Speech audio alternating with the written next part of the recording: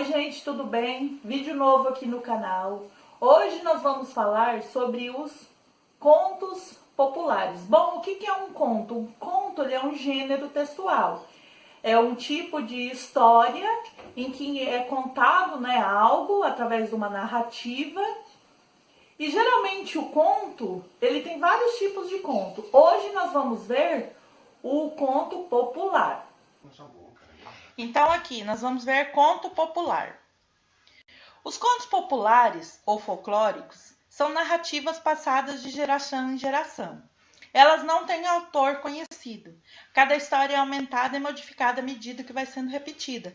Tem até um provérbio que se chama assim, quem conta um conto, aumenta um ponto. Porque geralmente quando essa história, até que ela começava de um jeito, mas até que ela chegava lá no final para outra pessoa, cada pessoa que ia contando, ela ia modificando essa história. Por isso que a maioria delas, elas são de autor desconhecido, porque muitas pessoas foram contando e foram passando essa história adiante.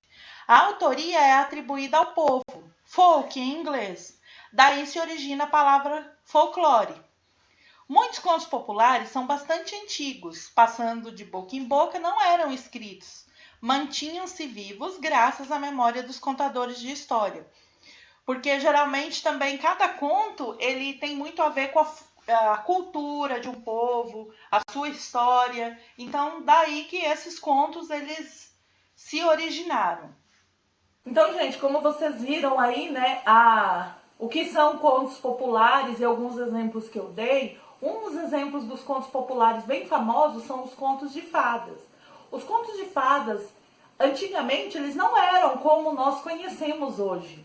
Os contos de fadas, geralmente, na época, principalmente da Idade Média, os camponeses, as pessoas, elas não tinham o que fazer, não tinham nenhuma diversão, então eles se reuniam em volta da fogueira e lá eles ficavam contando histórias. A maioria dos contos de fada eram contos de terror, que era passada para assustar as pessoas e principalmente assustar as crianças, para que elas não desobedecessem os adultos. Depois, o francês Charles Perrault, ele pegou alguma dessas histórias e adaptou para as crianças, transformou em contos infantis, aliás, me desculpem, e mais tarde os irmãos Grimm pegaram também e fizeram uma adaptação em todas essas histórias e transformaram em contos infantis de fadas, que é o que são os que nós conhecemos hoje.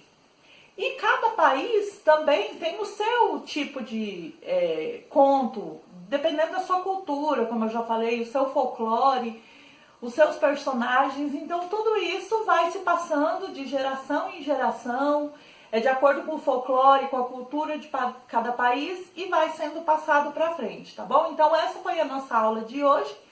Eu espero que vocês tenham gostado e até a próxima. Tchau, tchau. Fiquem com Deus.